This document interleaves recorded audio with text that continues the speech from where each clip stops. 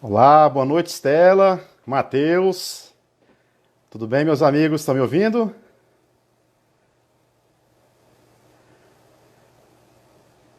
Conseguem me ouvir, pessoal? A imagem tá boa?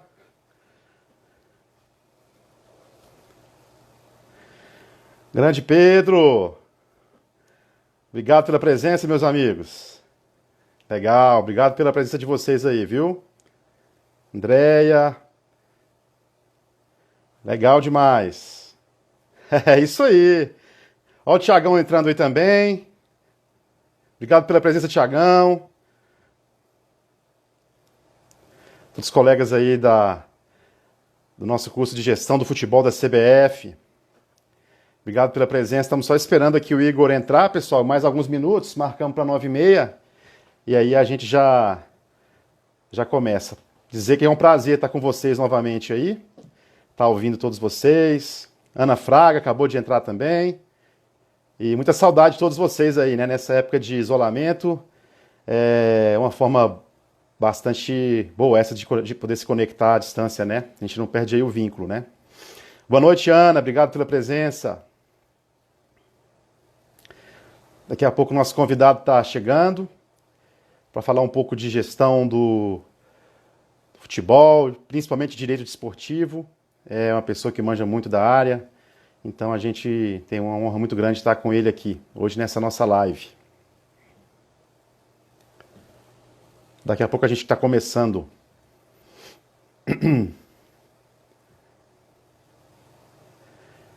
Estelinha, saudade da nossa viola lá, né? No nosso curso da CBF. Olha aí quem chegou, pessoal. Vamos chamar já aqui.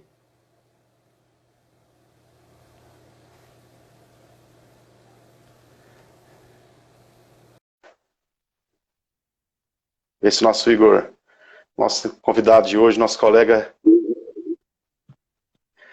Boa noite, Igor.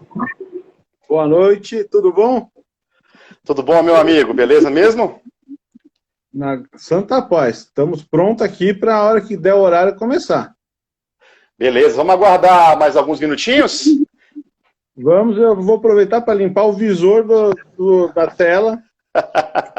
Fica à vontade, meu amigo. Fica à vontade. Pronto. Tá em São Paulo, Igor? Estou em São Paulo, estou aqui no escritório. Estava até agora terminando uma ação para umas meninas que a gente vai dar entrada na segunda-feira e terminando um tema com um livro. Ah, que legal, cara. Então, estamos trabalhando. E aí, quer começar? Feito gente grande, né? Feito gente grande, cara. Isso aí. Ó, tá entrando o Davidson, que é o meu sócio aqui na Invictus, nesse projeto. Acrescentou muito, viu, pessoal, para mim, a entrada do Davidson. Felipe também é um grande amigo. Conhece muito de marketing esportivo, comunicação esportiva. Vamos começar, meu amigo? Tô por ti. Então, boa noite, pessoal. Sejam todos muito bem-vindos à nossa live Indomável número 1, que é mais uma oportunidade que nós trazemos para aproximar os nossos seguidores, né, do mercado e discutir de forma participativa, né, Igor, os assuntos que estão aí mais importantes e bombando para que ninguém fique de fora de nada. Igor, obrigado pela sua presença, pela presença de todos, pela audiência de vocês. Vou aproveitar, então, para dizer que toda quinta-feira, nesse período, nós vamos fazer essa live Indomável aí, com o nome do mercado, para a gente discutir as coisas que tem a ver com marketing, gestão, esporte, e o direito tem a ver com isso. Vou fazer uma rápida apresentação sua, Igor, para os nossos ouvintes, telespectadores, né, internautas aí que estão assistindo. O nosso entrevistado de hoje tem um vasto currículo, é um grande estudioso, né, é advogado, gestor do futebol pela CBF Academy, onde foi meu colega de turma. Igor Maffei Bellini, é presidente da Comissão de Direito Desportivo da OAB Butantã, mestre em Gestão Integrada de Saúde e Meio Ambiente do Trabalho, Master of Laws em Direito Americano, pela Washington University of St. Louis, e mestrando em Direito Desportivo pela PUC de São Paulo. É especialista em Direito do Trabalho, Direito Ambiental e Educação do Ensino Superior pela PUC de São Paulo. É também certificado como gestor de esportes pela Fundação Getúlio Vargas e pela FIFA. Também advogado de mais de 50 jogadoras de futebol feminino, sendo 27 delas, é isso, né, Igor, que integram a seleção brasileira. Ele representa também os interesses de atletas que jogam em países dos Estados Unidos, Espanha, Portugal, Itália, Nova Zelândia e Coreia. Ele também atua na Federação Wrestling de São Paulo. Igor, meu caro, muito bem-vindo. É uma honra ter você aqui na nossa primeira live Indomável. Gostaria que você se apresentasse, então, e me dissesse de cara, assim, o que te levou a entrar nesse mundo do direito e do esporte. Boa noite. Boa noite para quem é de boa noite e bom dia para quem é de bom dia. Eu comecei primeiro como atleta. Joguei basquete durante 5 anos no Palmeiras. Parei no juvenil porque, na verdade, me pararam. Os meus joelhos não suportavam mais uma lesão de joelho a cada 6 meses. Chegou uma hora que vamos parar com isso e vamos estudar. Joguei basquete ainda na faculdade, me formei em Direito, e a gente começou nessa área de Direito esportivo, advogando muito para amigos meus, os árbitros depois, técnicos de basquete. A gente começou a fazer muita reclamação, pedindo reconhecimento de vínculo empregatício de técnico de basquete com as atléticas das universidades. Entendi. Chegou um ponto aqui em São Paulo que se eu quisesse prestar mais algum vestibular, eu não ia passar, porque eu já tinha processado todas. Você reparou que tem bastante coisa na PUC, e esse é um dos motivos. A PUC eu nunca processei. Então não tem porque os caras ficarem vestibular. Entendi. Amigos me apresentaram uma árbitra de basquete, advoguei para ela em algumas causas civis e criminais, porque o pessoal esquece que árbitro também é gente, e agridem os árbitros verbalmente e fisicamente. Certo. Aí, adiantando um pouquinho, aí, uns 5 anos, eu fui num evento na Federação Paulista de Futebol, conheci a Monique, que hoje é a nossa sócia aqui no escritório, ex-jogadora de futebol profissional, jogou no Corinthians, foi campeã, acho que era Corinthians Audax, foi campeã por lá, se aposentou do profissional na Portuguesa e veio se integrar aos quadros do escritório. E hoje joga futsal no Corinthians também. Então, eu sempre tive muito ligado ao esporte. E chegou um momento que eu consegui ligar as 2 coisas que eu gostava. 3, na verdade. Gestão, direito e esporte. Interessante. Que posição que você jogava de basquete? Só para a gente encerrar essa apresentação. Você sabe que eu joguei basquete, eu jogava de ala. E você era o que era pivô? Eu era o 5 tradicional, clássico lá embaixo. Só pegar a bola, girar e bater na tabelinha. Mas acabaram com a minha posição. Os Splash Brothers lá na NBA acabou, todo mundo só quer chutar de 3. Aí dificultou a sua vida, né? Aí dificultou a minha vidinha. Tá certo, meu caro. Meu amigo, então, feita essa introdução, a pauta dessa nossa conversa que a gente construiu hoje é basicamente, né, o que essa crise da pandemia aí do Covid-19 já alterou no mundo do esporte, né, e também, principalmente, que é uma área que você domina bastante também, que é o direito desportivo. O que você, pelo que você tem visto, que áreas do seu trabalho que você já percebeu que foram mais afetadas aí, na sua opinião? O que é o tema central de tudo isso, principalmente para o direito desportivo, né? Eu vou eleger os 2 maiores, tá? Certo. Que é a parte trabalhista, que é o contrato das atletas. Porque os contratos, como os contratos são por prazo determinado, tem atleta que tem contrato até dezembro, mas tem atleta cliente nossa que o vínculo acaba em junho. Então, a gente está tendo que negociar, renegociar salário e extensão de contratos. Isso na parte do direito, do trabalho. Na parte do direito esportivo propriamente dito, é como a gente está com as competições paradas. Como é que a gente vai conseguir resolver isso? A Federação de Wrestling do Estado de São Paulo, a Phelps, que daqui a pouco a Fernanda vai aparecer para entrar aí, ou a Glaucia, tinha torneios prontos para serem disputados que teve que ser suspenso. E a gente não sabe quando vai conseguir voltar a realizar o torneio. Isso me traz um outro problema. A preparação dos atletas que vão disputar o torneio e os nossos contratos com patrocinadores. Porque eu não consigo falar para a pessoa. Agora estou estendendo um pouquinho, tá? Não está só na Sim, Phelps, não. fica à vontade. O patrocinador, o que eu vou conseguir entregar para ele? Se eu vou entregar um jogo, um torneio, falando de futebol, falando da luta, se eu vou entregar o torneio em maio, em junho, em julho. Esse é o nosso maior problema. O que eu vou conseguir fazer? Porque geralmente o correto, né, é um patrocínio ser celebrado por meio de um contrato, né? Que, vamos dizer, celebra ali umas obrigações de direitos entre duas partes, né? O patrocinado e o patrocinador. E o patrocinado lá, ele tem o dever de entregar algumas contrapartidas, né? Como exposição da imagem dele, da marca do patrocinador e tudo mais. E com o principal ganho disso é o esporte, né? Com as competições esportivas sendo proibidas, o cara tem, evidentemente, uma justificativa toda para dizer o patrocinador de que não teve a exposição devida de imagem que ele esperava, que aquele contrato não foi cumprido, né? E aí isso entra numa situação que nós já até conversamos isso fora daqui, gostaria que você colocasse também, que é um princípio que alguns alegam, é algo a ver com força maior, né? De que algo aconteceu que estava fora do previsto, vamos dizer assim. Como é que é o termo jurídico disso, Igor? E a sua opinião sobre isso? Para explicar para o pessoal aqui. Eles alegam que é um caso de força maior. Só que eu vou divergir disso e já vou explicando.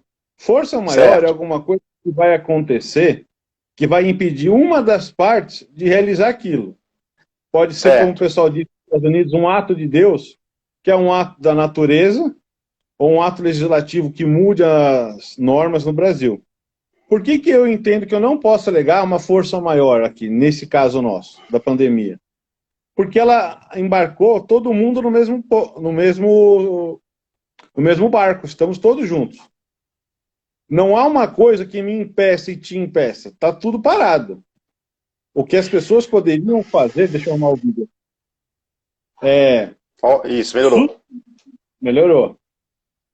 É que quebrou o meu suporte, eu estou tendo que segurar, aí vem vindo para a mão. Ô, rapaz.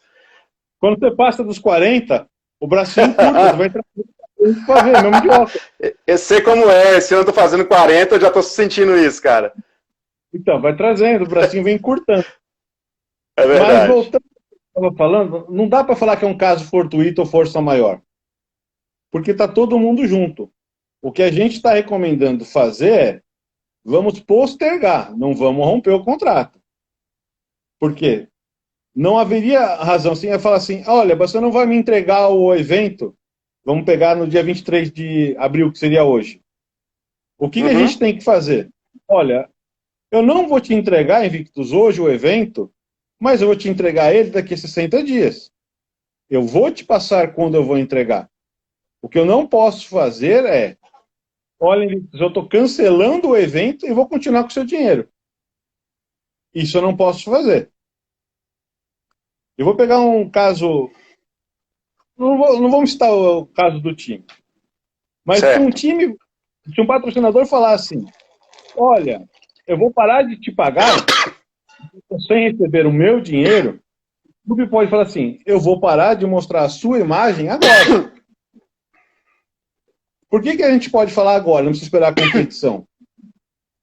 No site dos clubes, estou falando de futebol, mas vale para todos, porque o raciocínio é o mesmo. Tem a exposição da marca do patrocinador na homepage, no Instagram, no Twitter. Se eu não estou recebendo o seu dinheiro, eu também tenho o direito de parar de colocar a sua marca à vista. Perfeito.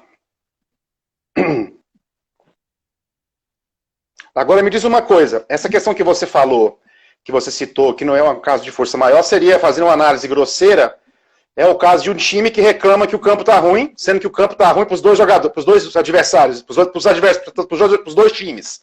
Vamos dizer assim, para ele e para o adversário. Seria mais ou menos isso. Eu não posso reclamar porque o adversário também está na mesma condição. Seria mais ou menos isso, né? Perfeita a tua analogia. Essa comparação é perfeita. Está ruim para os dois. Não está ruim só para um. Entendi. Tá todo... E como é que você vê, Igor? Perfeito. Olha, o nosso amigo Rafael Plastina acabou de entrar, um grande personagem aí do marketing esportivo, do nosso mercado. Obrigado pela presença, Rafael, e todos os nossos companheiros que estão aqui assistindo a nossa live nesse momento. Igor, voltando a esse tema, uma opção que pode ser pensada é o aspecto de uma entrega diferente daquela celebrada em contrato? Por exemplo, eu não vou ter o jogo da equipe, passar um pouco até do futebol, de basquete, do NBB, entre o Bauru e um outro time sequer, qualquer, Brasília, que de basquete. Mas eu posso compensar isso com uma exposição numa mídia digital, dando uma outra entrega que garanta aquela exposição de imagem para aquele patrocinador. Você entende que isso também pode ser uma forma compensatória para isso? E já entrando num segundo aspecto, nesse momento em que tudo está mudando, inclusive o direito, né, certamente vão ter novas visões, tudo isso vai mudar.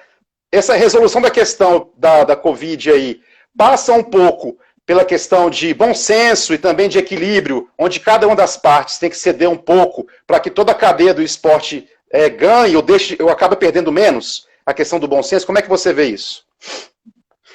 Eu vou começar pelo bom senso. Bom senso é coisa que eu tenho defendido nas minhas entrevistas que eu tenho dado nos últimos dias. Tem que ter bom senso e transparência para todas as partes.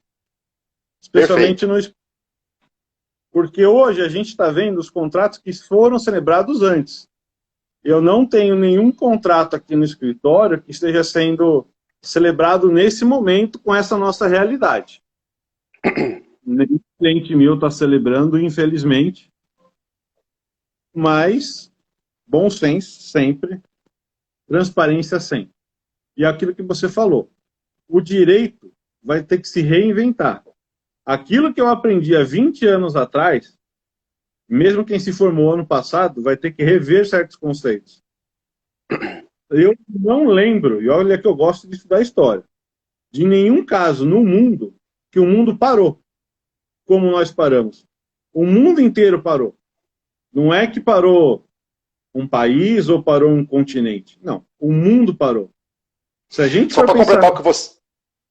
Pode terminar. Não, só para completar o que você falou, para não perder, nem nas duas guerras mundiais, na Primeira Guerra Mundial, 1914, na Segunda Guerra Mundial, entre 39 e 45, nós tivemos a Copa do Mundo e, salvo engano, alguma edição de Olimpíada não realizada. Mas o esporte como um todo no planeta não parou, como agora, né? Que foram todas as modalidades, praticamente, todos os campeonatos. Nós tivemos uma situação de Olimpíada e de Copa do Mundo que realmente parou um torneio específico que já era grande, eu acho que o mundo era outro, né? Mas nem naquela época todo o esporte parou no planeta todo. Bem isso que você falou. Era isso que eu ia dar o exemplo. Nem nas duas grandes guerras o mundo parou. E eu prefiro usar o termo, a tradução do inglês de grande guerra, não de guerra mundial, por causa disso. O mundo não parou. O palco das guerras foi a Europa. Foram as colônias na África e na Ásia. Mas na América, a gente não teve guerra. No nosso território. Na Segunda Guerra teve Pearl Harbor, território americano, estava na Ásia. E o Havaí continua na Ásia. Um lugar lindo para se conhecer, recomendo a todos. Perfeito. Mas o mundo nunca passou por isso. O esporte parou em todo mundo. Eu acredito que se ficou algum campeonato, foi lá daquele país da Bielorrússia, que eu não lembro se mais algum não parou. Acho que só lá não parou. Eu vou pedir desculpa para o pessoal que está assistindo a gente, que tem um caminhão de lixo passando aqui, porque São Paulo não parou. Isso continua sendo coletado. São Paulo não para, né, meu amigo? São Paulo não para nem na pandemia. É o caminhão de lixo que está aqui atrás. Então, voltando, nós vamos ter que reaprender. Ninguém no mundo, eu vou botar aí em 4.000 anos de direito, vou voltar 2.000 anos antes de Cristo, porque a Roma já existia, e até os nossos dias, conseguiu prever que o mundo iria parar. A gente podia prever que uma cidade ia parar, que 2 países iam parar, mas o mundo, de forma geral, ninguém previu. Essa recomposição do direito já devia estar vindo desde o século passado, não veio. Porque hoje a gente tem, rapidinho um exemplo, só vou desviar do esporte para só dar o exemplo. Perfeito. Perfeito. A gente tem empresas nos Estados Unidos que o call center é na Índia vendendo produto no Brasil. Olha a complicação que fica. Hoje a gente não tem empresas nacionais, nem multinacionais, são transnacionais. Transcontinentais, em verdade. Porque hoje, com a tecnologia de inteligência artificial, o call center fala qualquer língua do mundo e você instala em qualquer língua do mundo. Eu acho que os nossos amigos que estão assistindo... Pode falar. Não, na verdade você quer dizer que o direito, assim como o esporte, para quem tinha alguma dúvida, globalizou, né? Talvez uma das questões que o direito tem que mudar é um direito global a partir de agora, né? É o que eu ia chegar. O direito tem que ser visto como global, como o esporte é. O que o esporte tem de global é a sua organização. Vamos pegar a FIBA, que a gente falou agora de basquete? Eu tenho a Federação Paulista de Basquete, tem a Federação de Brasília de Basquete, que acho que é Brasiliense de Basquete, não sei o nome. Temos a CBB, temos a FIBA Américas e a FIBA Mundial. A estrutura do esporte, do direito esportivo, é uma estrutura piramidal e mundial.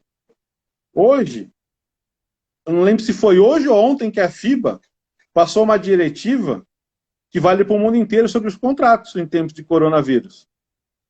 Estabelecendo um limite mínimo de salário. Daquele salário para baixo você não pode alterar. De acho que 2.700 ou 2.800 dólares para cima, você pode transacionar uma redução. Para baixo não pode. Trazendo isso para a nossa realidade, eu sei que eu estou fugindo do assunto, eu só vou fechar para a gente voltar para o nosso assunto primário. O atleta que se sentir, estou falando de basquete porque eu estava lendo, prejudicado pelas negociações no Brasil, poderá se socorrer do sistema desportivo. Poderá pleitear junto à FIBA o salário dele integral. Aqui a gente entraria numa discussão de direito do trabalho desportivo internacional, que não é o nosso foco. Se a gente for falar disso, a gente vai ficar aqui até amanhã. Então vamos voltar para o nosso rumo. Mas enfim, isso que você falou era um pouco uma pauta que eu ia ver aqui, que era justamente no caso do futebol, que eu ia pedir a sua explicação, né? O que é possível hoje? O Igor, para quem ainda não sabe, ele escreve no Estadão, escreve em vários jornais, não é que escreve, né? É ouvido como fonte também, várias matérias. Hoje tem uma fala do Igor no Estadão, no estado de São Paulo, colunista também de alguns blogs, colabora com vários blogs. Em breve vai ser um colaborador também da Escola Invictus, né, Igor? Nós estamos fechando isso, mais uma grande aquisição para a Invictus. Estamos fechados, exatamente. E era essa a questão que eu queria... Hã? Não é que estamos fechando, já estamos fechados. Já estamos fechados. Bom demais, isso mesmo. A pergunta que eu queria te fazer é como que fica essa questão do contrato de trabalho de atletas nessa crise? Renovação, opção de fazer uma pausa no contrato, não pagamento por parte de uma entidade esportiva, se os clubes podem rescindir contratos e quais as condições que eles podem rescindir, se não pagar os salários dos atletas, mesmo não tendo competição, eles são passíveis de rescisão direta, por exemplo? Vamos fracionar suas perguntas? Sim. Porque você fez uma pergunta que tem várias subperguntas no meio. Perfeito. Vamos lembrar, vamos começar do começo. O esporte no Brasil não é Campeonato Brasileiro de Futebol Série A1, Série A2 masculina e Estado de São Paulo. Quando a gente pensa em esporte, a gente vai englobar todas as modalidades esportivas e todas as outras divisões de futebol. Por que eu estou fazendo essa divisão? A maioria dos atletas do Brasil de futebol não ganha mais que 5 salários mínimos. E tem contratos a cada 6 meses. Então é cara que faz um contrato para jogar o primeiro semestre, se for bem renova, se for muito bem transfere para um clube que vai pagar maior salário, e se o clube achar que o cara não foi bom, dispensa. Eu acho que é importante a gente começar esse monte de resposta tendo isso em mente para os nossos ouvintes, telespectadores, sei lá, como internautas, seguidores. Seguidores. Por que eu estou fazendo essa diferença? Porque se não pagar o salário, o contrato vai ser rescindido do atleta, tá? Para rescindir, ele precisa estar em mora 3 meses. E, graças a Deus, a gente não está com nenhum clube com mora de 3 meses. Não por causa do corona. Pode estar por outros motivos, não por causa do corona. A gente está indo agora para 1 mês e meio disso parado. Perfeito.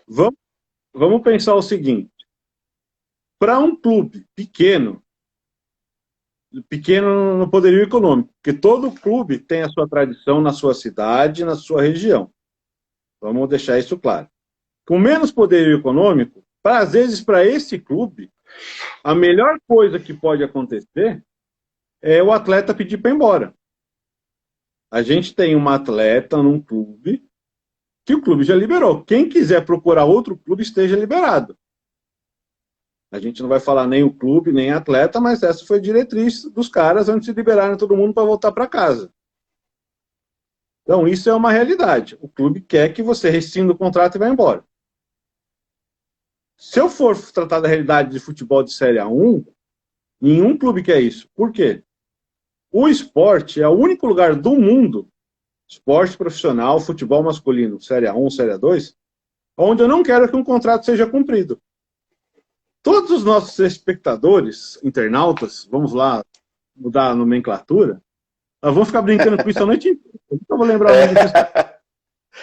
Quando fazem um contrato, vamos falar de contrato de patrocínio. Eles querem que o contrato seja cumprido, sim. Ou o contrato de compra de um carro, eu quero pagar o carro e quero que você me entregue o carro. No futebol, não. Porque existe a multa compensatória se um contrato é rompido no meio. Até 2.000 vezes o valor do salário do atleta para transações no Brasil, e internacional não há limitação. Então, quem teme perder um atleta são os grandes clubes com grandes multas. Como é que ficaria o clube XYZ se eu, Igor, tenho um contrato com o clube com uma multa de 200 milhões e eu vou virar para o clube e vou falar assim, olha, simpático, eu estou indo embora porque você não me pagou, ele perde um patrimônio de 200 milhões de reais. Outra coisa que a gente tem que pensar é, para o jogador que ganha um salário mínimo, ele não vai aceitar uma redução, e nem pode, de salário, porque ninguém no Brasil pode ganhar menos de um salário mínimo. Perfeito. Estamos falando de trabalho com carteira assinada. Realidade do futebol masculino.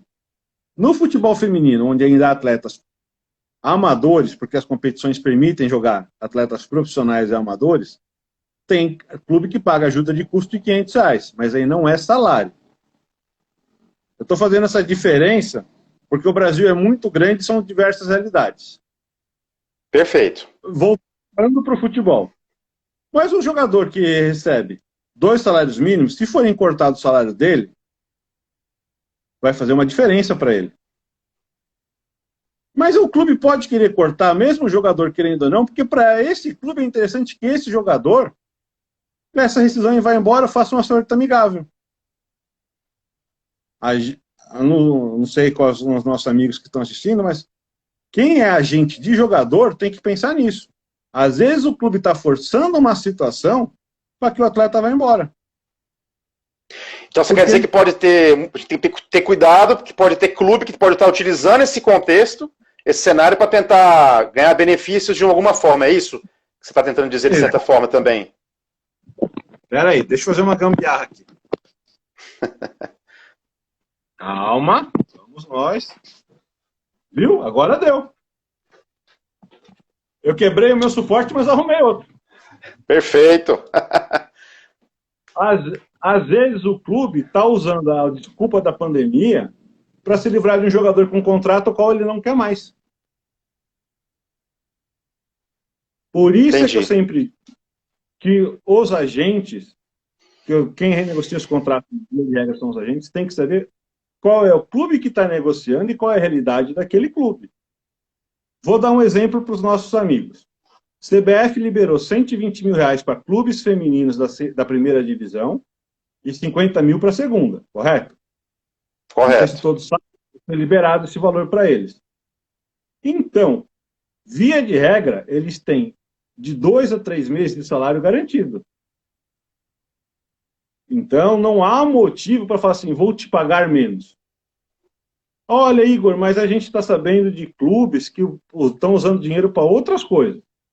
Sim, infelizmente é verdade.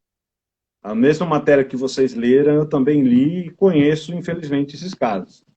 Mas a gente não pode pegar uma exceção, a gente tem que pegar a regra. A regra é que dá para cobrir 2 ou 3 meses. E a atleta não precisa aceitar uma redução do salário dela. Você tinha me perguntado mais alguma coisa na sua pergunta era com relação à diminuição do contrato de trabalho. Até vi que havia uma discussão, né, de realizar a celebração de contratos inferiores a 3 meses, principalmente na questão que nós comentamos bem, da questão da prorrogação do calendário, né, dessa defasagem que vai ocorrer quando as competições esportivas forem retomadas. Eu vi hoje uma discussão sobre isso e há um entendimento de muita gente do direito que entende que não é possível, até pela Lei Pelé, a gente celebrar contratos inferiores a 3 meses. Essa é uma questão até onde a gente pode ajustar contrato, diminuir, aumentar, para pensar em como os clubes vão se fazer para quando esse calendário do futebol brasileiro for retomado, né? Do futebol e de outras modalidades também. No caso do futebol, é o caso em questão da Lei Pelé, né, que atinge aí, salvo engano, o futebol. Mas focando nesse aspecto do futebol mesmo, era o segundo aspecto. O que pode ser feito com o contrato? Se eu posso celebrar um contrato menor, prorrogar, diminuir? Então, vamos lá.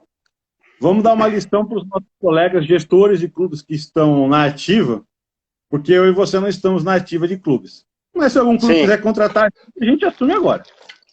Mas estamos aí. Estamos no mercado, estamos disponíveis. O que os clubes têm que entender? O contrato acabou?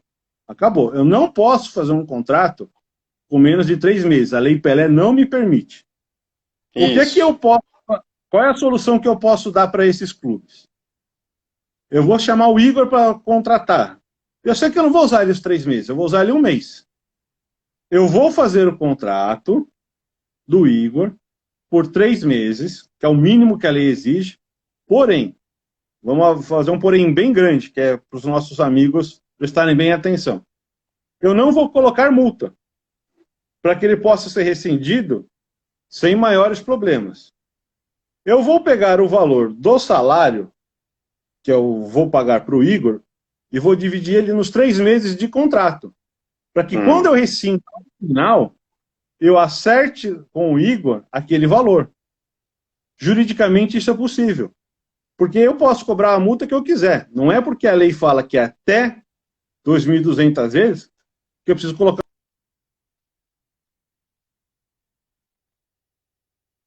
Outra coisa que os clubes têm que fazer Opa, o quê? Minha conexão caiu, voltou. Certeza? Eu estou ouvindo então, você, pessoal. Vamos embora. Está ouvindo também o pessoal. Tá bom. Para mim você estava normal, mas vamos seguir aqui o enterro. Outra coisa que os clubes têm que fazer é lembrar de contratar o seguro para esse pessoal. Seguro que a Lei Pelé fala que existe, do artigo 45 da Lei Pelé. Se eu não me engano, é 45. Por quê? Lembra que eu falei que tinha problema de joelhos? Sim. Você já imaginou se um atleta rompe o ligamento cruzado jogando num contrato que é para durar 1 mês, na verdade, não os 3, eu vou passar 9 meses fora? Como é que eu, clube, vou fazer? É mais barato a gente ter um seguro para acionar, porque eu não posso de forma nenhuma largar esse meu atleta com problemas físicos e mentais. Peraí. Deixa eu dar um oi para uma amiga que entrou aqui. Glau, beijo, te amo. Amo a Fernandinha também. Já falei do wrestling. Vocês chegaram agora, mas a gente já falou e vamos voltar a falar de vocês. Vamos, se eu não falar da presidente e da secretária da Federação Paulista de Wrestling, elas me matam. Não posso. Obrigado pela presença, viu, pessoal? Já me chamaram 2 vezes? Opa, na hora a gente para, né? É verdade. Tô te enrolando um pouco só para ver se tem uma amiga minha aqui que é uma atleta. Ela entrou aqui. Eu só preciso falar disso. Ela teve a carreira encerrada por uma lesão. Maltratada porque o clube não a tratou direito. É uma ação até que a gente vai aqui no escritório. Você já imaginou se isso acontece num contrato de 3 meses? Os clubes não podem ficar descobertos nunca. Então, a regra é contrato de 3 meses, sempre. Mínimo de 3 meses. Como é que o clube pequeno vai fazer isso manter? Ele não vai colocar multa, vai disputar a competição e vai fazer a rescisão desse contrato de forma amigável. Ele já vai fazer a engenharia para que o que fosse me pagar num mês, e dilui ao longo dos 3 meses de contrato e me paga quando acertar a rescisão. Entendi. Perfeito. Rapidamente aqui, Igor, o Felipe falou mais cedo que um outro país que está tendo competição é a Nicarágua, além daquele outro país que você citou. A Nicarágua também parece que está tendo uma competição lá. Bom, se o mundo tem 200 e poucos países, porque não existe um critério que eu conheço para definir o que é um país, não me olha assim, não. Tem cara que se declara presidente de um país que é só ele. É. Geralmente não são países muito com a tradição muito democrática, né? Que estão adotando essa postura aí. O Vaticano é um país, é pequenininho, é dentro da cidade de Roma. É. Mônaco é um país. É um morro de um lado, um morro do outro, é um país. Mas considerando que a gente tem 200 e poucos países no mundo, 1% está tendo esporte. E principalmente a relevância desses países, né? Sem nenhum preconceito com relação ao mundo do esporte, não é tão grande, né? A Nicarágua e esse outro país que você citou mais cedo aí. O Davidson falou agora há pouco se os patrocinadores podem suspender os repasses nesse período de crise onde os serviços não estão sendo prestados. Você já acabou mais cedo, você respondeu um pouco isso, né, Igor? Sobre essa questão, né? Nós respondemos juntos, porque eu só completei esse raciocínio. Os clubes têm que gerar mídia para aquela empresa patrocinadora.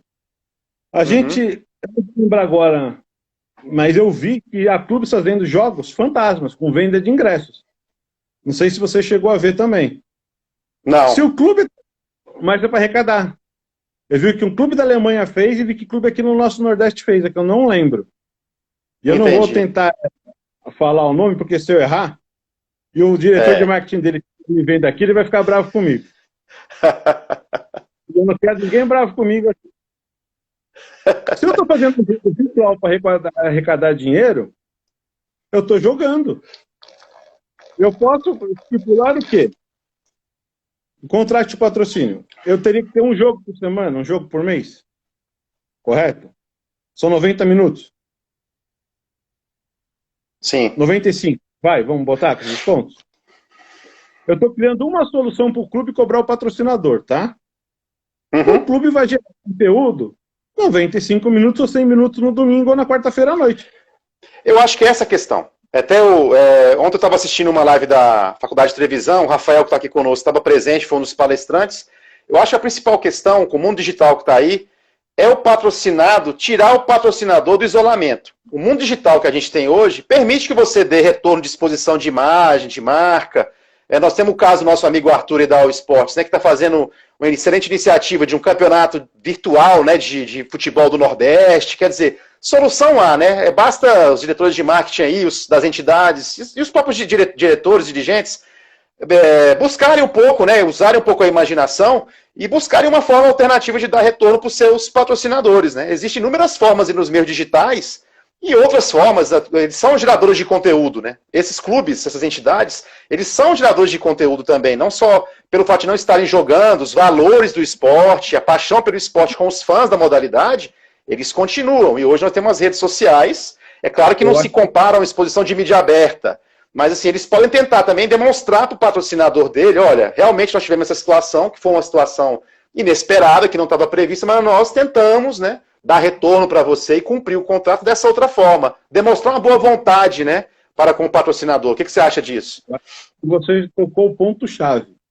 Boa vontade e exposição. Eu preciso expor a marca do meu patrocinador. Não necessariamente com o meu time em campo. Perfeito. Eu tenho que estar com a resposta. Ninguém aqui vai falar que a maior exposição não venha de um jogo. Seria hipocrisia da nossa parte. Mas eu posso criar métodos alternativos. Os jogadores estão parados, Igor. Eu posso botar o jogador para fazer live, fazer um tipo de interação sem desrespeitar a lei de isolamento, né? Reforçar as histórias do clube, o passado do clube, né? Promover uma série de iniciativas a gente fala do clube, mas de qualquer entidade esportiva, de uma federação, né? Daquela história, daquele patrocinado. Ele pode fazer de N formas, ele é produtor de conteúdo. Estamos nós aqui hoje com várias pessoas nos assistindo, produzindo conteúdo com o celular na mão. Eu aqui de Brasília, você de São Paulo, quer dizer, passa um pouco pela boa vontade, também pela disposição, como você falou, né? De produzir algo diferente. E não esperar que a crise que está aí aconteceu e eu simplesmente falo, eu tive uma crise, eu não posso fazer nada, né? E também da parte do patrocinador também, na minha visão, eu fui durante muito tempo de uma entidade que era patrocinador do esporte brasileiro, também demonstrar boa vontade para ativar a sua marca e propor soluções nesse momento para ganhar também. Lógico que ajudar a contornar as dificuldades dessa pandemia, mas também buscar a exposição da sua imagem. Acho que os dois lados têm que conversar e buscar um consenso quanto a isso. Eu acho que é possível minimizar, dessa forma, vários tipos de problemas que nós estamos tendo com essa pandemia. Você tocou num ponto que foi até o tema da minha coluna, que eu mandei para o Arthur, que eu não sei quando ele vai publicar, tá? Preciso cobrá-lo. Que é a continuidade dos contratos de direito de imagem. Porque o direito de imagem é um contrato civil. É isso que ninguém lembra. Os clubes não têm o direito de reduzir o valor de imagem. Todas as medidas provisórias que estão sendo feitas, as quais eu entendo que são inconstitucionais, porque eu não posso reduzir salário, mas também nós não vamos ficar discutindo isso aqui, não afetam o direito de imagem do atleta. Aqui no contrato civil, apartado do contrato de trabalho. Perfeito. Então, clube, tem que te pagar. Você, atleta, tem que cumprir o seu contrato. É uma discussão que a gente teve com algumas clientes nossas aqui, de gerar conteúdo, elas têm que estar com o uniforme do clube ou não. Porque se elas estão gerando conteúdo no Instagram pessoal delas, marcando os clubes, colocando as hashtags dos clubes, para que eles colocam nas mídias sociais deles, o que está acontecendo? Eu, atleta, estou cumprindo o meu contrato. Você, clube, está cumprindo o seu. E se eu cumpro o meu, você cumpre o seu, o patrocinador está tendo dele cumprido também. Porque você, clube, através da minha apresentação, está cumprindo a sua obrigação, que é de gerar conteúdo. Mas isso é uma coisa que as pessoas precisam parar, sentar, explicar e serem claras. A cadeia do patrocínio está sendo cumprida. A Invictus está pagando para o Igor, patrocinado. E o Igor está pagando os atletas dele para gerarem conteúdos. Em nenhum momento eu, clube, deixei de te gerar o conteúdo que você precisa. Tá, deixei de te entregar o principal, que é jogo na TV aberta. Estamos falando de futebol, tá? Tá. Mas outros esportes não dependem de TV aberta. Outros esportes, às vezes, vivem de exposição em mídias sociais. Falar do meu querido wrestling. Você já acompanhou algum campeonato brasileiro de wrestling na TV aberta? Não. Mas acompanho no Facebook, no Instagram e no YouTube. Por isso que eu falo, a gente tem que pensar fora da casinha. A casinha que a gente sempre pensa no esporte no Brasil é o futebol. Só que o futebol é só mais uma modalidade. Voltando para o wrestling. Se eu tenho uma academia e eu estou gerando conteúdo, meu patrocinador não pode querer interromper o meu contrato. Eu nunca tive patrocínio de TV aberta. Isso eu acho que é uma coisa que os nossos espectadores vão gostar de parar para refletir. Perfeito. Agora, uma coisa também é muito clara, assim, né? Você citou o caso da Federação de Wrestling. E vai ao encontro do que eu estava dizendo do produtor de conteúdo. Quer dizer, se você não tem lá... E já desemboca um pouco numa outra questão, que talvez tenha a ver mais com o marketing esportivo, com a gestão também. Que é para que as pessoas, as entidades, acordem também para esse momento e mostrem que eles são... E percebam que eles são produtores de conteúdo. Que compete a eles também tentar sair dessa casinha da ideia da TV aberta, às vezes até da reclamação, de que não passa na Globo, não passa no canal X, no canal Y, no canal Z, que só o futebol que tem representatividade. Mas hoje nos meios digitais nós temos inúmeras possibilidades de exposição da sua marca, da sua modalidade, como você bem citou da federação do qual você participa, e que você consegue atingir um público ali e com muito trabalho, evidentemente, inteligência e um trabalho competente, você consegue se entregar valor para o seu patrocinador, né? Sim, e uma coisa que a gente tem que falar de patrocinador, que não é o nosso foco, mas vamos só dar uma pitadinha para deixar o pessoal querendo que a gente venha repetir isso, o futuro, no meu ver, são os clubes gerando o próprio conteúdo. Perfeito. No futuro, a TV aberta vai perder importância. É o clube do Igor gerando o conteúdo dele no streaming dele, no meu aplicativo. aonde eu vou cobrar dos meus fãs, seguidores, no mundo inteiro, uma taxa simples, na qual ele vai poder, via celular, acompanhar futebol, basquete, handebol, todas as categorias. A gente já vê algumas coisas dessas dos clubes europeus. TV Juventus, TV Bayern. Bayern não tenho certeza, mas Juventus eu sei que tem uma TV do Juventus. Eles geram os conteúdos deles. Eu acho que esse é o futuro. Salvo engano, na NBA, você vai poder, em breve, eu não sei se já está colocado isso lá ou não, confesso que eu não sei, você vai poder comprar especificamente o último quarto do jogo. Eu quero assistir o último quarto do jogo do NBA da equipe X contra a equipe Y. Você vai poder ir lá, entrar e comprar especificamente esse pedacinho do jogo. Então, as possibilidades que os meios digitais permitem, de receita também para essas entidades, são inúmeras, né, Igor? Inúmeras. Rapidamente, a gente falou muito do futebol, falou um pouco bastante do futebol masculino. E como é que está o esporte feminino, notadamente o futebol feminino, né? Você que tem uma grande penetração nesse mundo.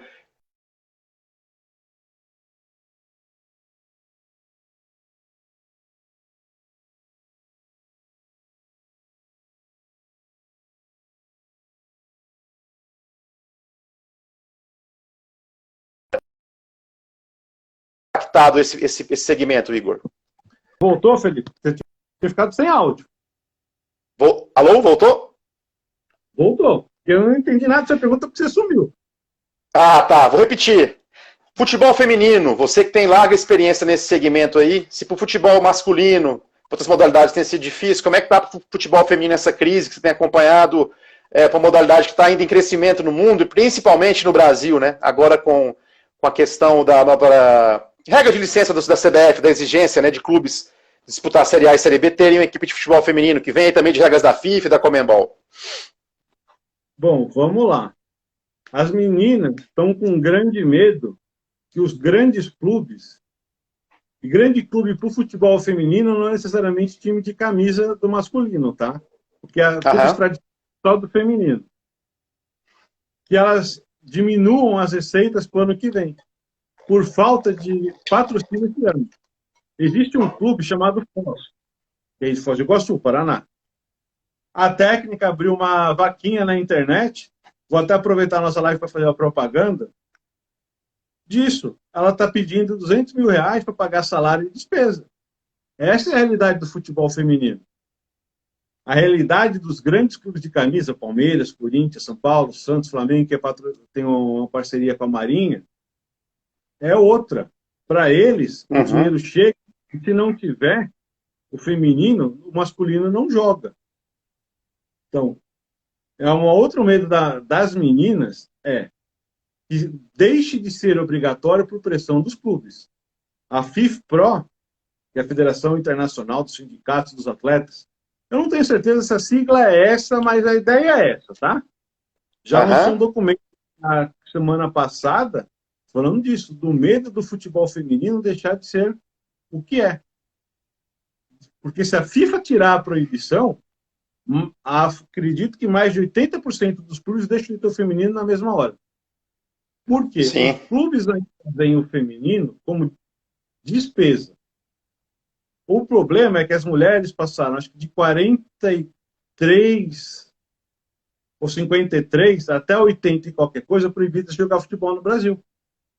Tinha uma lei que proibia. O futebol até feminino quanto? no Brasil... 1980 e quanto? Até a década de 80 era proibido mulher jogar futebol no Brasil? Era. Ficou quase 40 anos. O futebol feminino... Inacreditável isso, né? Inacreditável. É inacreditável mesmo. Mas, infelizmente, tinha essa proibição legal. Então, se eu parar o futebol feminino hoje, o que vai acontecer? Eu vou retroceder tudo.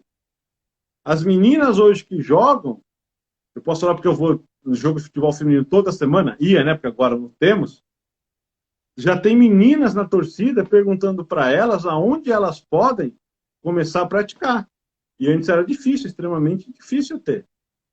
Mas, só para fechar essa tua resposta, a realidade do futebol feminino, hoje, é incerta. A FIFA tem que manter a realidade para que os clubes mantenham. E as meninas que têm um contrato não sabem se vão continuar. Lembra que eu te contei a história do clube que liberou as meninas para voltarem para casa e procurar time? Sabe por que Sim, ele liberou para casa? Mantê-las lá é despesa de alojamento e alimentação. Porque no feminino, isso integra o salário. Eu contrato a menina para jogar, pagando um valor X, mais alimentação, mais alojamento. Essa é a grande realidade. entendi. Os grandes... Só para esclarecer, o futebol feminino, principalmente no Brasil, acho que cortou quando eu estava falando, você me disse, né? Existe uma regra posta pela FIFA, que desdobrou na regra da Conmebol, da CBF, para que, salvo engano, este ano, clube da Série A e da Série B, na regra de licença para que eles possam disputar, né, os campeonatos respectivos, eles são obrigados a ter uma equipe de futebol feminino, né? É isso que nós estamos falando, né, Igor? Esses clubes utilizarem isso como argumento para encerrar o patrocínio, o apoio, a criação, né, a manutenção de uma equipe de futebol feminino. A CBF deu um passo nesse sentido, como você bem mencionou agora há pouco, ao disponibilizar recursos para os clubes também para o futebol feminino, não foi isso? Foi. É o modo que a FBF conseguiu para evitar que os clubes façam essa pressão. Façam Entendi. não. Continuem com essa pressão. A pressão sempre existiu. Por isso que a CBF foi e entregou o dinheiro. Para que não exista esse argumento dos clubes. De clube vir falar assim, eu não tenho dinheiro, eu vou encerrar o feminino. Não, então está aqui o feminino, tá aqui o dinheiro do feminino. Aí o que aconteceu? Teve clube que pegou o dinheiro para pagar outras despesas. Terrível. Tem que ser fiscalizado, né, cara? A CBF teve um lucro de 190 milhões de reais, salvo engano, no ano passado, e ela destinou acho que 10% desse lucro, que deve dar 19 milhões de reais, para pagar aí essas despesas que o Igor mencionou, e também, salvo engano, os árbitros, né, Igor, também vão receber uma ajuda de custo da CBF, que é muito importante, principalmente o apoio psicológico para os árbitros, né? Muitos no Brasil têm uma atividade paralela e estão passando dificuldades. A MP também, do auxílio emergencial do governo federal, graças a Deus, também abarcou os atletas e os árbitros de futebol, que vão receber esse auxílio de R$600 do governo federal, também eles foram alvo disso. No Senado colocou esse público também na última hora lá na MP, que virou lei. Foi mais uma ajuda que o esporte teve até o momento, né? Sim.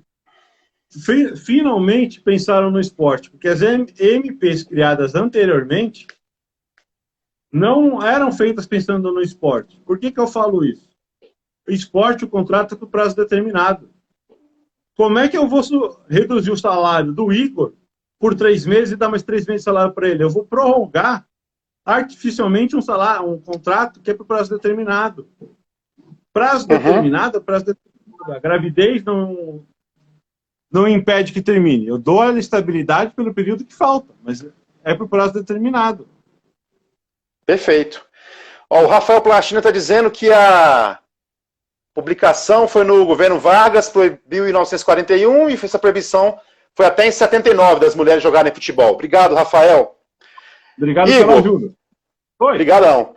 Um caso aqui que saiu hoje na matéria do Estadão, que eu já mencionei, que eu queria que você falasse um pouco do direito de resistência ao trabalho, no caso de atletas que tem lá, se julga no perigo de se expor, correr risco de morte, no caso dessa crise do Covid, do Corona, né? Se ele for forçado a ter que voltar a disputar alguma modalidade esportiva, explica pra gente um pouco sobre isso, que, pelo que você me disse, vale também para outro, não só para o esporte, para qualquer trabalhador, né? Essa regra. Eu ia começar dizendo isso. Isso vale para todos os trabalhadores do Brasil, sejam profissionais autônomos ou contratados via CLT. Qual que é a base disso? Vamos pensar no geral para chegar no atleta. Ninguém é obrigado a trabalhar com risco maior do que aquele que foi contratado. Se o meu contrato de trabalho me traz um risco A ou B, aquele risco eu não posso falar que eu não vou aceitar, porque eu fui contratado sabendo dele. Exemplo, um policial não pode se recusar a cumprir um mandato de busca e apreensão numa comunidade, num prédio, seja onde for. Porque ele foi contratado para isso. Perfeito. Ele recebe. Contudo, eu, que não recebo, melhor, vou dar o exemplo do motorista de ônibus que é o que está no jornal. O motorista de ônibus, antes de sair, ele tem que fazer uma checagem no veículo. Se ele constatar que aquele veículo não está em condições de andar, exemplo, o pneu está mais murcho, está desequilibrado, careca, que é o termo que está lá. Ele tem o dever de se recusar a sair com aquele veículo. Igor, isso é uma greve? Não, isso não é uma greve. Isso é o direito de resistência dele, que é um direito que vem da Constituição, não está expresso direito de resistência. Está um direito a garantir a vida, a integridade física e o meio ambiente saudável. Porque Perfeito. O meio ambiente, quando a gente pensa em meio ambiente, a maioria pensa em ambiente natural. Flores, mata, animais, pássaros, e não é isso. Existe o meio ambiente do trabalho também. E o que isso me traz? O meu ambiente de trabalho, no meu caso, o meu escritório, onde eu estou agora recebendo vocês, obrigado por virem me visitar, não pode me causar danos, ele não pode me prejudicar, ele não pode me deixar sem saúde ou agravar a minha saúde. Então, o que eu faço? Eu falo assim, não vou trabalhar.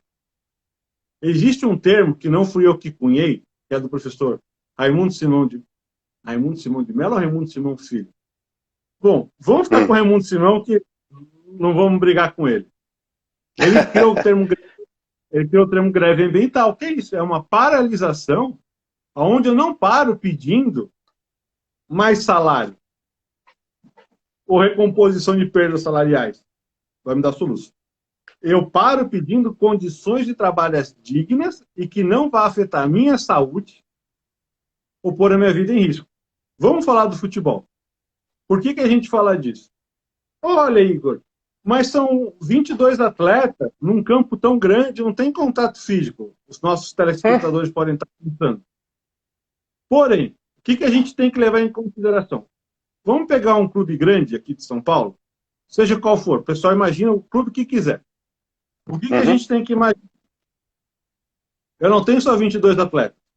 Eu tenho técnico, 2 ou 3 auxiliares técnicos, rouparia, que pode ter 3, 4 roupeiros, dependendo do clube. Eu tenho o enfermeiro, eu tenho o massagista, eu tenho... Qual que é o outro cara? Tenho toda a pessoa da análise de desempenho, o back-office... Gandula. Ainda não, vou chegar nele.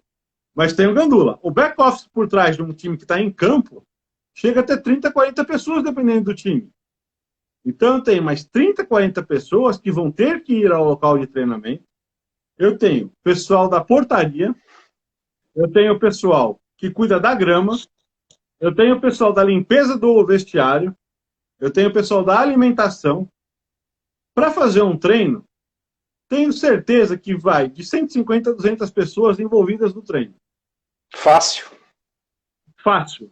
Então, os nossos amigos que estão vendo, tem que tirar da cabeça que é o professor com uma prancheta, um auxiliar e 22 pessoas lá. É muito mais do que isso. Então, vamos arredondar essa conta para 200 pessoas? A imprensa vai cobrir o jogo, a imprensa, o profissional da assessoria de imprensa do clube vai postar em redes, né? Também entra essa administrativa do clube, né? Então, colocando mais elementos aí do mundo do esporte, você nem citou, né? Por exemplo. Por isso, vamos fechar em 200. São 200 pessoas se locomovendo até lá, alguns de ônibus, alguns de carro, contato com pessoas diferentes. Aí você pode falar assim, olha, Igor, mas a pessoa se contaminou no contato com a botoneira do elevador da casa dela. Mas por que? Aí eu vou falar, por que ela se contaminou? Porque ela saiu de casa. Eu não estou defendendo o isolamento total, não é isso que eu estou falando. Estou falando que o clube só pode me obrigar quando ele me der condições. Posso dar um exemplo? Sim. Que é Vamos pegar os clubes de São Paulo, que tem 100 treinamentos com alojamento. Se eu quero botar meu time para treinar, eu vou relacionar os atletas que vão voltar a treinar e vou botar todo mundo no centro de treinamento alojado lá dentro. Por quê? Aí eu tenho um ambiente controlado. Igor, você quer isolar os caras? Não. Já existe a concentração, está até na legislação. Eu só vou antecipar a concentração. Entendi. Eu não estou querendo inventar a roda. Fale, meu filho. Igor, nossa live está se encerrando aqui em 20 segundos. O Instagram está me avisando aqui, eu nem sabia disso. Então, vamos vamos retomar aqui para você encerrar direito. Se cair, a gente faz uma nova aqui, pode ser? E as pessoas retomam rapidamente, eu não sabia disso.